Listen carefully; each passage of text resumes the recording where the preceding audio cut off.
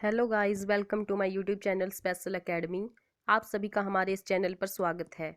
दोस्तों, जैसा कि आप सभी को पता है कि हम HPLT मिशन की तैयारी कर रहे हैं और हम आदिकाल का अध्ययन कर रहे हैं। आदिकाल से संबंधित जो भी महत्वपूर्ण प्रश्न है उनकी चर्चा हम इस वीडियो में करेंगे और ये हमारी आदिकाल से संबंधित सेकंड वीडियो है। तो शुरू करते हैं हमारा आज का पहला प्रश्न। तो हमारा आज का पहला प्रश्न है, आदिकाल की स्वीकृत सीमा क्या है?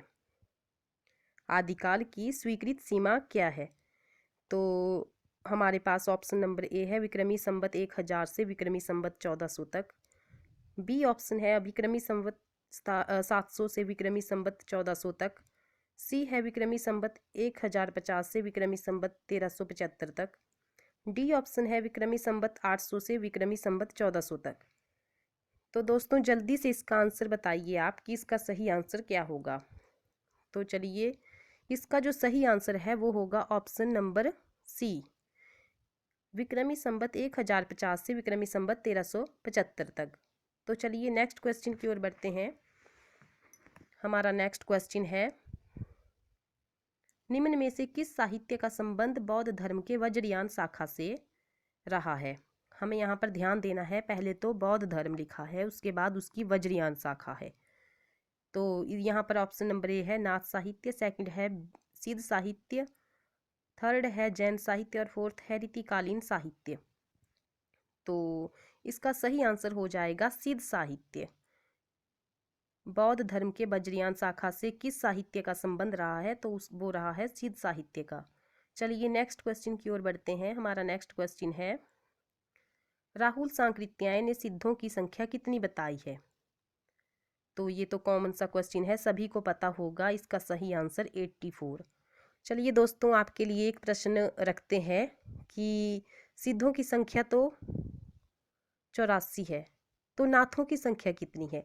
आप कमेंट बॉक्स में ज़रूर बताएं कि नाथों की कितनी संख्या बताई गई है। चलिए हम अपने नेक्स्ट क्वेश्चन की ओर बढ़ते हैं। हमारा नेक्स्ट क्वेश्चन है, नाथ संप्रदाय का प्रवर्तक किसे माना गया है? हमारे पास ऑप्शन नंबर ए है गोरखनाथ, बी है मत्स्येंद्रनाथ, सी है आदिनाथ और डी है चौरंगीनाथ। नाथ संप्रदाय का प्रवर्तक किसे माना गया है? तो यहाँ पर सही आंसर हो जाएगा गोरखनाथ।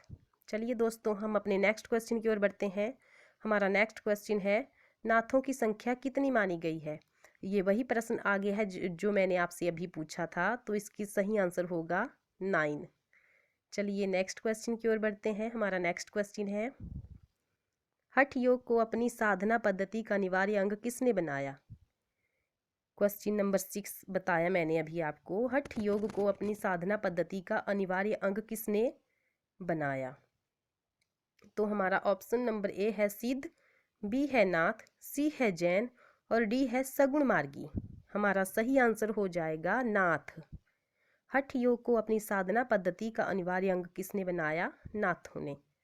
चलिए नेक्स्ट क्वेश्चन की ओर बढ़ते हैं। हमारा नेक्स्ट क्वेश्चन है, अहिंसा का संबंध प्रमुख रूप से निम्न में से किस मत से रहा है?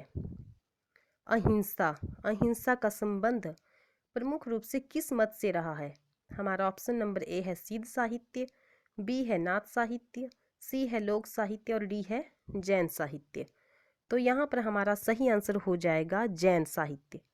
जो जैन साहित्य है, अहिंसा का प्रमुख रूप से यहाँ पर मत रहा है इनका। तो चलिए नेक्स्ट क्वेश्चन की ओर बढ़ते हैं। हमारा नेक्स्ट क्वेश्चन है, जैन कवियों ने निम्न में से कौन सा काव्य शैली प्रमुख रूप से अपनाया है? काव्य शैली, जैन कवियों ने कौन सी काव्य शैली को प्रमुख रूप से अपनाया है?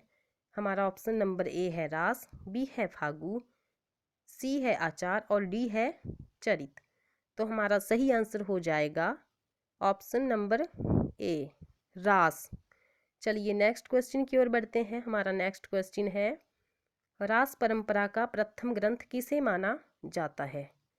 हमारा ऑप्शन नंबर ए है चंदन बाला रास, बी है भारतेश्वर बाहुबली रास, सी है श्रावकाचार और डी है स्थूलीभद्र रास। तो यहाँ पर सही आंसर हो जाएगा option number B, Bharateshwar Bahubali Ras. तो चलिए हम नेक्स्ट क्वेश्चन की ओर बढ़ते हैं। हमारा नेक्स्ट क्वेश्चन है, किस साहित्यकार ने आदिकाल के धार्मिक साहित्य को हिंदी साहित्य की सीमा से बाहर का माना है? एक बार फिर से क्वेश्चन को ध्यान से सुनिए। किस साहित्यकार ने आदिकाल के धार्मिक साहित्य को, आदिकाल का जो धार्मिक साहित्य है उसको हिंदी साहित्य की सीमा से बाहर का माना है? तो ऑप्शन नंबर ए है राहुल सांकृत्यायन, बी है हजारी प्रसाद द्विवेदी, सी है रामचंद्र शुक्ल और डी है नामवर सिंह। तो यहाँ पर सही आंसर हो जाएगा हमारा option number C, Ramchandra Shukla. दोस्तों हमारा नेक्स्ट क्वेश्चन है, पृथ्वीराज रासो की रचना किसने की? चंद्रबरदाई ने, पृथ्वीराज चौहान ने, कलहण या बाणभट्ट? दोस्तों ये आपके लिए चैलेंज प्रश्न है। आपको पृथ्वीराज रासो के बारे में जो भी जानकारी है, पृथ्वीराज रासो की रचना किसने की, इसमें कितने छंद हैं, कितने सर्ग हैं, सर्ग को क्या नाम दिया गया है, जो भी जानकारी है पृथ्वीराज रासो के बारे में तो आप कमेंट बॉक्स में ज़रूर बताएं। तो चलिए हमारा आज का सेशन यहीं पर कंप्लीट होता है। धन्यवाद।